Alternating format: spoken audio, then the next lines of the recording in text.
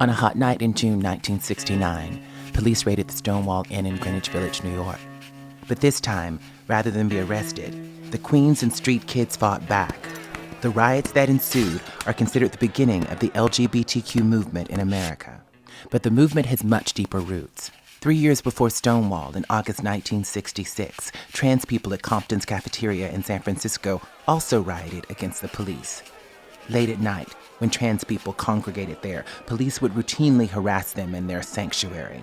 But on this night, led by trans women and femmes of color, the community resisted.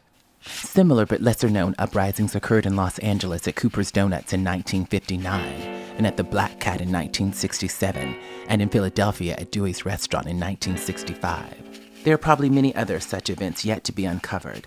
They remind us of our courageous history of resisting institutionalized bullying and oppression.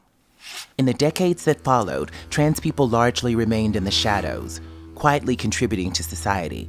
Our community was still denied employment, housing, healthcare, and legal protection, essentially the basic right to live.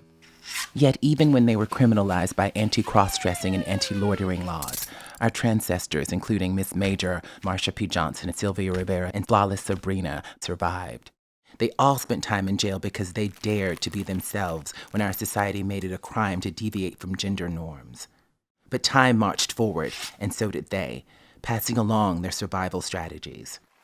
And today, trans people are more visible than ever. Though our lives and bodies are sometimes celebrated, we remain more often targeted. In schools, harassment often forces trans students to drop out. Federal and state governments act as bullies too, now rescinding guidance to schools on how to protect trans students and passing harmful laws banning trans people from common restrooms. Epidemics of homelessness, HIV, and incarceration constrain the survival opportunities for trans women of color. The murder rate of trans women of color increases with every passing year.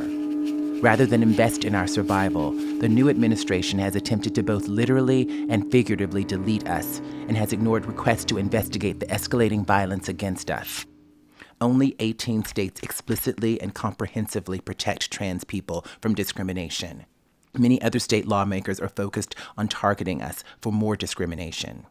In 2017, lawmakers in 22 states introduced more than 50 bills restricting the rights of trans people. Even as these lawmakers signal that we are not worthy of protection, we persevere. Most of us have already spent years in dark places wrestling with our truths, feeling ashamed of who we are. But when we manage to survive and even to love ourselves, we are stronger than ever. Try as they might, these lawmakers cannot erase us. Our rights will be hard won, but we are winning. Our community is resilient and our history of resistance runs deep. Following in the footsteps of Flawless, Major, Sylvia, Marsha, we fight back the way they did. We take care of each other, we tell our stories, and we demand justice. Join the fight, in courts, in state legislatures, in the streets, in the voting booths. Resistance is our birthright, the gift passed on from our elders. We carry the lessons of Cooper's, Stonewall, Compton's, and the many strategies that continue to give us hope and life.